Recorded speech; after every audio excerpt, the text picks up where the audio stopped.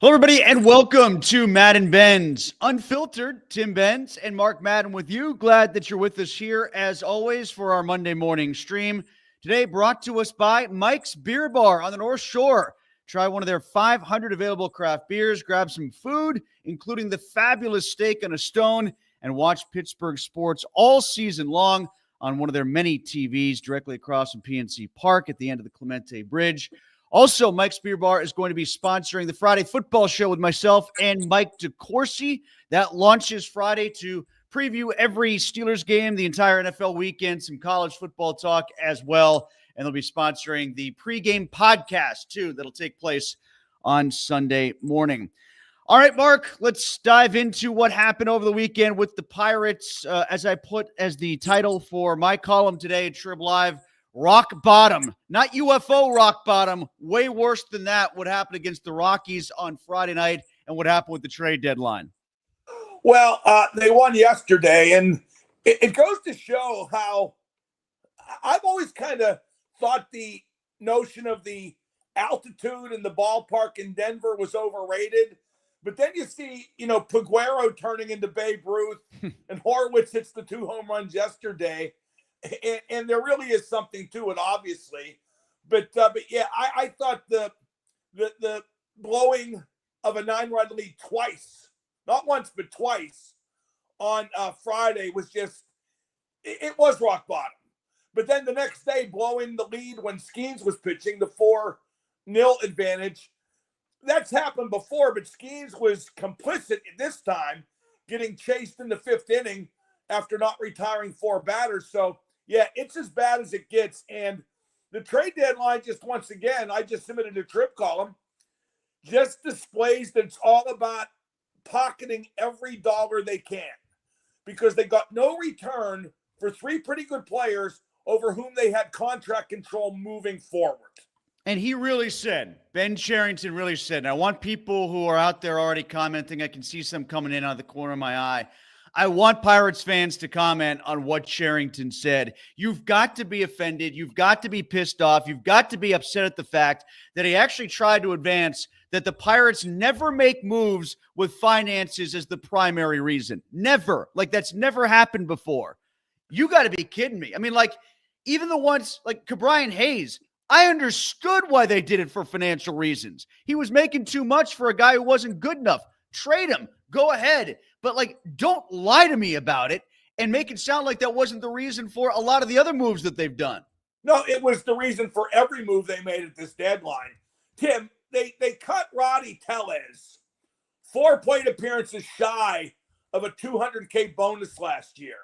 If they're willing to finagle to save $200K to go that low rent with Roddy Tellez, obviously they weren't going to tender Bailey Folder. He was only making 2-point-something million. He was having a good year, 3.73 ERA. Probably would have got jacked up to like $5 million, $6 million, and been a bargain at that price for a back-of-the-rotation lefty starter. They just don't want to spend any more than is absolutely necessary, which is why I always laugh at the notion that a cap would help the Pirates. It would help a lot of teams, not the Pirates. The Pirates would merely spend to the floor and not 1 penny more. The way that it would help the Pirates is the trickle down of not the biggest market teams just can't pay everybody what they want. And eventually that would bump some salaries down where potentially they could get better players to fill the holes that they have. Nobody wants to come to Pittsburgh. There's that problem too. Another big factor. Like, people keep talking about how, Tim, I've been on a rant. Like, the usual suspects keep saying they freed money up with these trades. When there's no cap, you're not freeing anything up. By saying that, you're just admitting that the Pirates freeze all the time. And when I keep hearing that this money saved is going to be reinvested in the roster, I know for sure it will not be. They will keep shopping at Dollar Tree like they always do. Your point about freeing money up, just that verbiage, that inherently connotes that you're admitting that the Pirates have their own cap and it's low. Well, way it inherently justifies the salary dumps. Yeah, and we've seen quite a few of those already. Like, you can't get me to believe that Bednar wasn't financially motivated. Like, why else? You're trading him for a catcher that is a 50-50 that he might even be pass offable in the majors. Not even you've like already got Bart and Rodriguez and Henry Davis. Why do they need another iffy catcher? They didn't get the guy at catcher. They just got another one of the same breed. maybe Ben Cherington thinks he's Jim Rutherford, Mark, and he's correcting his own mistakes. Well, and the ironic part is that I know not a lot of what's done by teams is based on sentiment, but it is ironic that they traded the one guy, aside from the mascot, Andrew McCutchen, the one guy on the roster who wants to be in Pittsburgh, in David Bednar, who would have preferred Pittsburgh to the Yankees, although I bet he'll change his tune. Although, Tim, how about this? He got to New York and blew a save right away. Right away. He had 17 straight saves in Pittsburgh and blew the first one in New York, which makes you realize it's a whole different kind of pressure there. And then Brian Hayes went to Cincinnati. In his first game, he hit a home run, which he never did here, and made an error, which he never did here. Yeah, it was wild. I was tracking all that on Friday. That was a crazy night for baseball. Scores, comebacks. It was zany, and like one of them was that Marlins comeback against the Yankees. You know, one thing about Tim, how about on Saturday?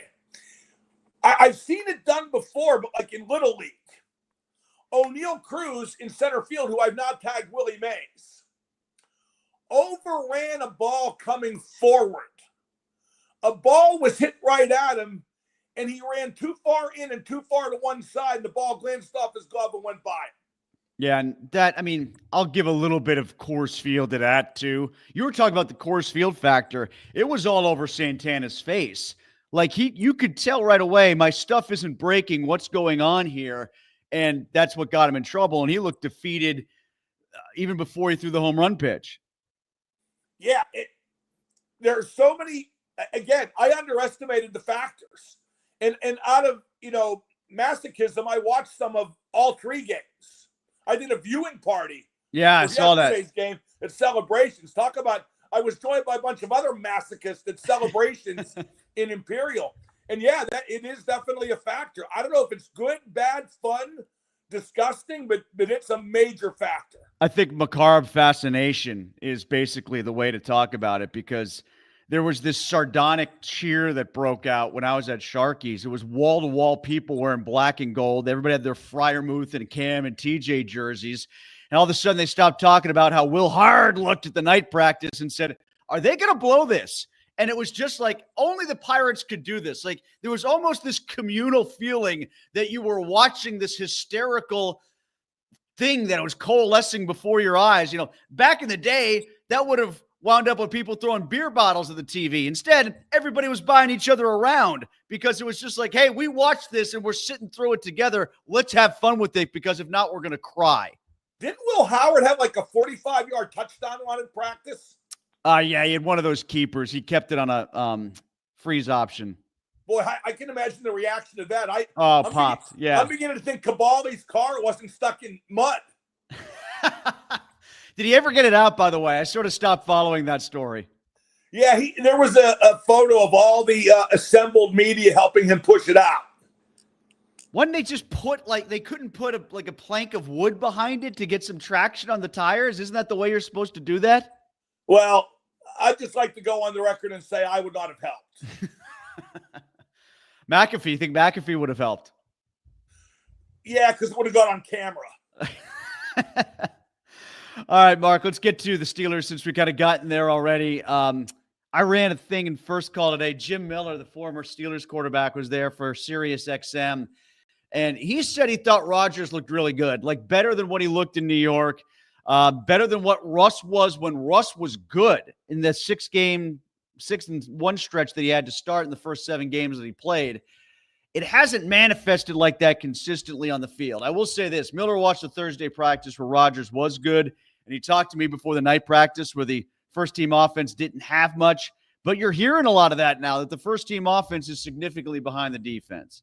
First off, Jim Miller, a career jabroni, is not going to say Aaron Rodgers looks bad. He's just not. I mean, I've been talking about players with mics. An ex-player with a mic will never say that the current player shouldn't get paid. Like, nobody said that TJ Watt wants too much. Michael Parsons wants too much. They're always going to say give him the bag because they're ex-players. The same almost applies, like probably 80% of the time, to players saying players look good or bad. And especially when a jabroni like Miller is analyzing, quote unquote, a star, a Hall of Famer like Rodgers. Now, that said, and I've not been there, Tim, nor do I regret that. I will be at Dino's to do my show Thursday, but go nowhere near the training facility. But you hear his mobility looks better than it did. That maybe he's all the way back this year from the Achilles problem 2 years ago. And that would behoove him because it looks like Broderick Jones stinks. And I doubt they're going to move Darnell Washington to tackle. And on the odd chance that they would, he won't adjust in a month. Right. So, but that's the most consistent thing I hear about Rodgers is that his mobility looks improved from last year. I think his ability to throw from different angles, the release, the snap of the ball off platform, all that stuff is still true. Yeah, but that was always there. Yeah, the panic over the first-team offense, you hear this every year that the defense is in front of the offense. Of course it is. It's supposed to be. It always is. I'm splitting the difference on it. I think the offense will be a little bit better than the way it's looked in practice once it gets out there against other teams that are maybe not as stout up front as the Steelers are to start the year, but then that Steeler defense, for as much hype as there is right now, invariably, Mark, around week 7 or 8 will start to wane. There'll be some injuries. There'll be some attrition. The players will slow down as the season grinds along. That defense is always phenomenal for the first 6 or 7 weeks, and somewhere around the halfway point, it becomes very human again. I liked when they interviewed Rodgers. He talked about what a great leader of men that Tomlin is and how he, talks to you like a friend. Somebody should interview a member of the media like you who attends that press conference. Well, he's a condescending ass who talks to us like we're crap. Well, But yeah, I mean, it's not just the defense, Tim. The Steelers, for how many years now, have just been good in one part of the season and bad in the other part of the season. And maybe it relates to the schedule, the difficulty in one part, it being easier in another. Or maybe that's just who they are under Tomlin, that they can't maintain focus under him for whatever reason. Maybe it's not him. Maybe it's the lack of leadership. Maybe they just don't have enough good players who play consistently. Well, I think that's why they're always so good in October and November, and why they usually have very definable, very obvious slow starts and bad finishes. It's like the offense takes time to catch up. It catches up. The defense is here, and then it goes down as the season goes along. But the nexus is usually October and November, and that's why they're in it at Thanksgiving every year, but they often fade and then have to scramble to make their way back like the year Mason saved them. Yeah, exactly. And I honestly don't expect any different this year. I think that they're going to finish like 9-8, 10-7, maybe even 8-9. But I do believe that we will be either really optimistic or really pessimistic after the first 6 games. And it better be optimistic because that's the easy part. Mark had Pierre McGuire on the show when we were talking while you were out, when you were down in, where was it, Fort Lauderdale? Is that where you were in Florida? Right. Yeah, Fort Lauderdale. And Pierre and I were talking about break coming up. We were discussing the labor peace in the NHL since the cap and how much that saved hockey. You were bringing up the labor situation in Major League Baseball. Is it a little underrated, the importance of that cap and what it did for the sport? I'm not sure if that's talked about enough.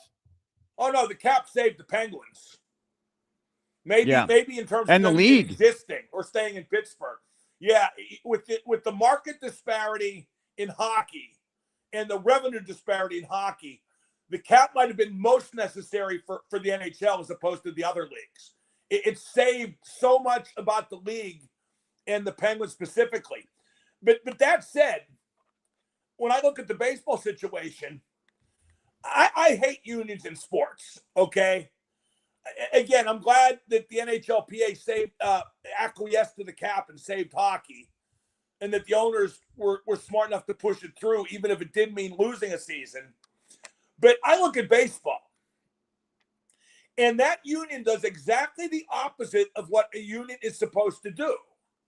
The union is supposed to protect the marginalized lower-end workers to make sure they don't get abused. But in baseball, it protects the top, 1% and their agents. That's who runs that union at the expense of the lower echelon employees. If there was a cap, the rank and file as a whole, the entire membership of the MLBPA would get more money. It's just the star salaries would get reeled in. And we shouldn't lose sight of the fact that these aren't truck drivers on the road, for weeks at a time.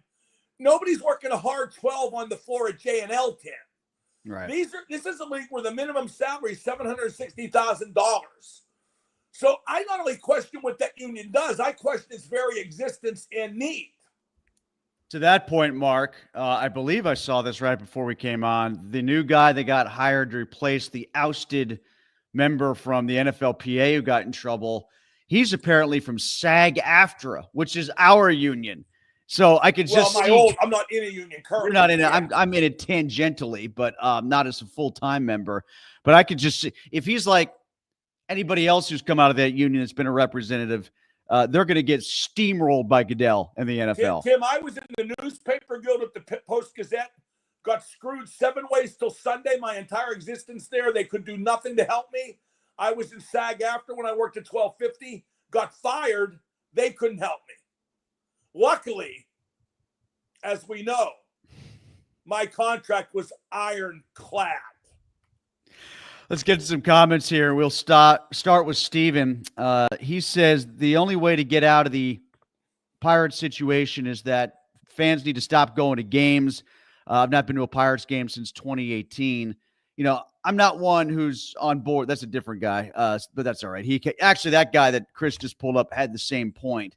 But, just in general, Mark, the idea of some sort of organized fan boycott or whatever, they've been tried before. They don't work. I'm not for that. I think you can spend your money how you like. I do think if you're stupid, and I reserve the right to call you that. Yeah, and I think, just like our new sponsor, Mike's Beer Bar, I think it's good that people have a place to go to support all those businesses on the North Shore. The stadium is always going to draw people. Do you think there's any chance he moves the team when the lease expires in 2030? He could, but in which case I'm assuming Mike's Beer Bar and their sponsorship would be endangered here. No, I don't know about that because they've still got the Steelers, and you could put something else in that stadium. I would think you could put the Savannah Bananas there on a 80-game basis. You could move the Riverhounds to MLS and put them there.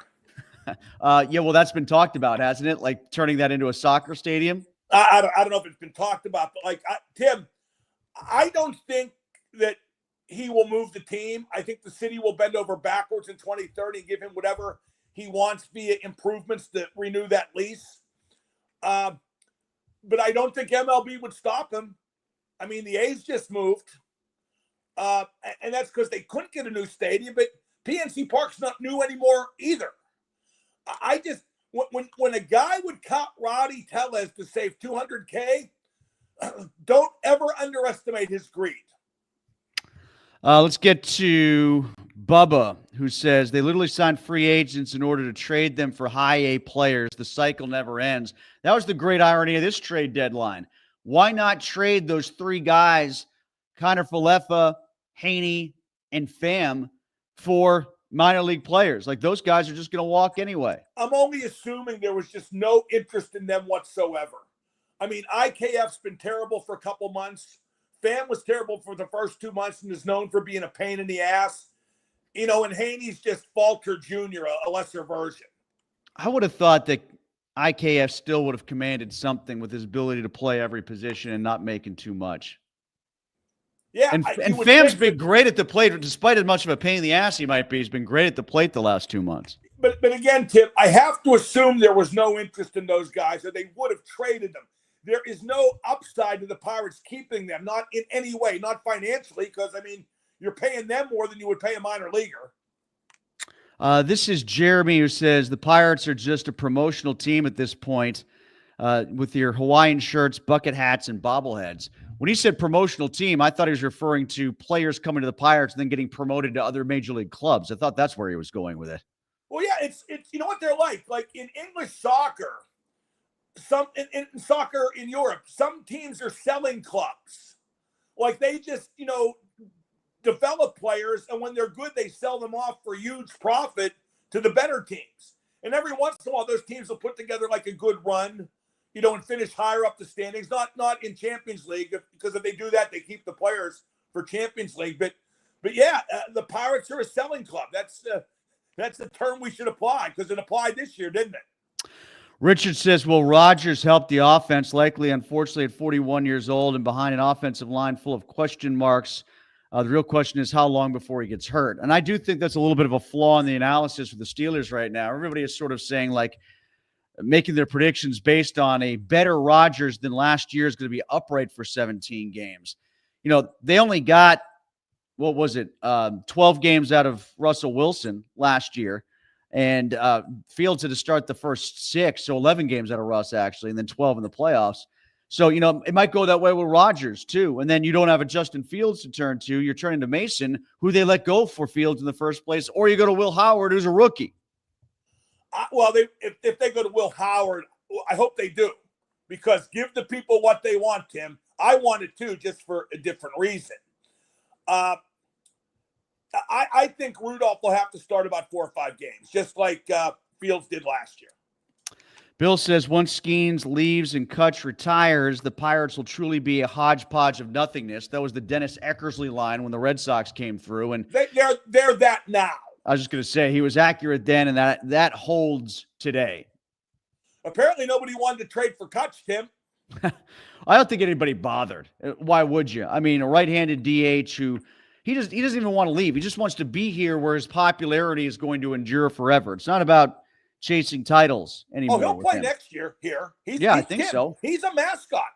That's what he is. He might as well be a pierogi. John says opposing teams will pressure Rodgers, jam the wide receivers off the line, knowing the quick pass is coming out of the stack box against many of the Steeler run attempts. So that's kind of what happened to Ben at the end.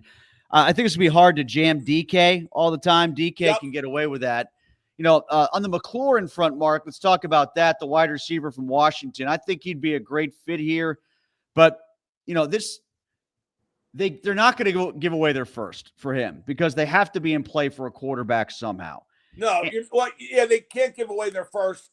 Then again, if they're all in, maybe they should. And then you're paying 2 wide receivers mega money. $66 million. Paying Ramsey. Yeah. I think McLaurin would be a great fit. I've always been a big. What you're paying Watts. Sure, and that logic of they don't have a quarterback that keeps getting employed over and over again. You're right. They don't have a quarterback that they're paying, but eventually, when you add up what Watt is making, what Ramsey is making, what DK is making, they're finding ways to eat up that space. Now, if they got McLaurin, they would be paying 4 guys quarterback money. Without a quarterback making any money. Right, exactly. Right. Now, the thing is, even if you just give away a 2 and something else, you're probably going to need that 2 to trade up next year to get into hunting and pecking territory for a real quarterback. You're going to need the 2 as a trade chip. What's hilarious is you got guys like Peter Schrager saying, how great the Steelers are at camp, the reverence and the respect. And you got Omar Khan saying, our goal is to win a Super Bowl, and people are actually believing it. You turn on Fox, you turn on ESPN, they're talking about the Steelers. Are the Steelers a Super Bowl contender? And the answer, of course, is no. But that's not what their answer is. Not yet, anyway. The Schrager tweet that you're talking about, we spoke about this in the podcast. It's a complete intellectually dishonest thing to say, or you've just forgotten about what the conversation was here in Pittsburgh, because we were getting sunshine blown up our backside about Russ and how his command of the huddle was and how engaged he was and the relationship between him and Tomlin and just the different sense and feel that there was because there was a veteran future Hall of Fame quarterback there instead of Kenny and Mitch. We were hearing the same stuff. Now we're pantomiming that it never happened before. And this is something brand new. Where'd Peter Schrager come from, Tim? The NFL Network. You're right. He's a football cheerleader. Well, what's the difference? Literally, what's the difference between the NFL Network and ESPN now? I mean, that's basically the same entity. There isn't. I wonder if they'll ruin Red Zone. I don't think they will. Do you? I think they'll leave Red Zone alone. ESPN having bought it. When you say ruin, what do you mean about ESPNing it up too much, or cross promoting with other stuff too much, or what? Cross promoting, having Stephen A on once in a while, having McAfee on once in a while, just saturating like they do. I don't think they will, but I'm not ruling it out. I bet there's more commercials for sure. I bet there's more touchdown interruptus on Red Zone now. The one thing I'd say about that is it would be hard. I don't know if a McAfee or a Stephen A would want to do that job because there's no room for them to pontificate and bloviate. It's literally. Tim, nothing stops them from doing that. Yeah, well, the format might because there's just not a lot of airtime. It's just you need somebody who traffic cops well from game to game and can provide information. All you do when you have them on is ignore what's going on and let them babble. I mean, it might bring up ratings, I guess, but it ruins the content. Tim, ESPN thinks they're reinventing sports broadcasting, and they are, for the worse.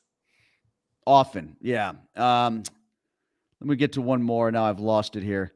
Oh, this is 2L who wants to know what time the new show is on. Football. The Friday football show will be on 9 a.m. on Fridays, and it's an hour long up until 10 o'clock. That's a good get. I'm looking forward to that. DeCourcy's great. Yeah, DeCourcy's great. He's a guy that I've always enjoyed disagreeing with because you can disagree with Mike and not have it turn into something personal. And like he's, really strong in his opinion. So I appreciate he's that. a Tomlin guy. I know. That's where we're going to go at it quite a bit. He really is. I know you're not. I stopped being I don't know if I was a Tomlin guy when I stopped, but like I put this question out there, Mark, on 970. We talked a little bit about it in the podcast. If Tomlin had won the game against Arizona, is he still coaching right now? Yeah, just because they don't fire coaches. But if like every other season had gone exactly the same, you think he would not be revered like he is if he didn't have a ring. Nationally. Right. Well, anywhere, really. This is Mike who says every year the stars under Tomlin are either injured or disappeared altogether. Yeah, they fade every year. I mean, you can go back to even the Duck Mason year where they were supposed to be a catastrophe and they were 8-5 and they fell apart at the end of the year. I've said repeatedly, I said it on the podcast, I think, and I've said it on the show. I say it all the time. I write it, and I'm going to keep saying it till I am confirmed right by everybody, and that'll never happen. But Tomlin never was a good coach. He never was a good coach. He won with somebody else's team. More important, he won with somebody else's leaders and culture. Once those leaders left, the culture disintegrated, absolutely disintegrated, not least when Antonio Brown and Le'Veon Bell, ran amok unchecked under the great leader, Mike Tomlin. And whenever people say he's a great coach, do this with DeCourcy. When they say he's a great coach, ask him why. Ask him why. And they'll cite the record. And I go, okay, how do you get that record? Why? Why is he a great coach? What does he do well in particular? And all they cite is intangibles. The tangible stuff is his outdated philosophy, his overrated defense, his prehistoric offense. I could go on and on. The tangibles about him being bad even outnumber the intangibles about him being a good coach. How about this, Mark? I'll give you one. This kind of struck me when I saw it. The Steelers are now the exact same amount of years removed from their last Super Bowl, 15, as they were when they got to Super Bowl 30. All right. They're 15 years removed from 1980 and 95. So we're at the same point now as we were when we went through that whole desert of between 1980 and 1995 with no Super Bowls. I know. And the stretch of play. How about this? In that stretch, believe it or not, they won more playoff games than they have during this stretch. As bad as they had gotten in the 80s when they bottomed out and got below 500 4 or 5 times. And when there was a smaller playoff tree, by the way, only 4 to 5 teams making it, the Steelers still managed 4 playoff wins. They've only had 3 since the Packers lost. Well, you know why that is, Tim? Because they made the playoffs less often then, but they had better teams when they did. Because back then they would, whether inadvertently or not, in fact, totally inadvertently, they would take steps backwards that resulted in steps forward. They would actually draft better players. They don't draft good players anymore. They don't. I mean, they either draft too late or they're busts or all of the above. All right, Mark, how was your trip to Florida?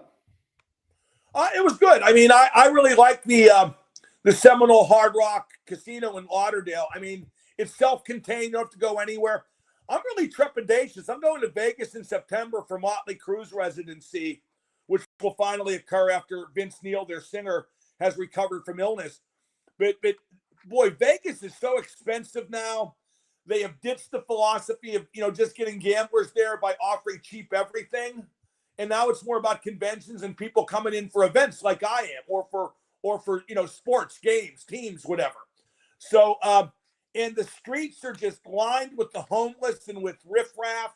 The Strip, which used to be so magnificent, they have now constructed the Strip, so it's really tough to walk up and down by way of trapping you in the casinos. You know what I mean? Yeah, I know. No, I've noticed that. Yeah. So I just don't like it half as much as I used to. And really, Atlantic City used to be the poor man's Vegas, but now it's more reminiscent of old school Vegas than current Vegas. And that the accessibility with the boardwalk, et cetera, is just terrific.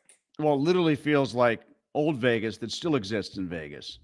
But Tim, old Vegas is better in terms of the accessibility, and that's where I'm staying this next trip at the D downtown. But the homeless problem there, the homeless problem is everywhere. Everywhere if a Democratic mayor is, if you can forgive me for saying so. Is there one in Vegas? Yeah. Oh, okay. All right. I'm not too familiar with the political structure of Nevada. Tim, if I want to have to, weave my way through a bunch of homeless, I just have to go to the top of the exit ramp from where I live. That's true. Where you are. I know exactly where you are, and I know the ramp you're talking about. There's one lady. She has a crutch. She walks out in the middle of traffic and blocks it on Route 28. How about the guy with the dog that hangs out there? I'm still waiting for that dog to run in front of my car every time I come down 28. I have a nightmare about that. I would give the dog something. Right. The dog doesn't deserve this. The dog's a victim. I mean, I don't know what to do about it. People say, well, don't you feel sorry for them? And I say, as someone who has worked a full-time job or the equivalency since I was 17, no, I don't. Mark and I will be back for the Mad Money podcast next week. It's up right now. You can listen. We'll be back next Monday as well after the first preseason game against the Jaguars, the Steelers, and then the Friday football show with DeCourcy and me starts at 9 a.m. on Friday here, wherever you're watching now. Watch on Friday. And then make sure you check out the podcast that we'll link on Saturday. It'll be a game day podcast every week before when the Steelers play. And we are brought to you here on Madden and Benz Unfiltered by Mike's Beer Bar, as we will be for the Friday football show, 9 a.m. on Friday.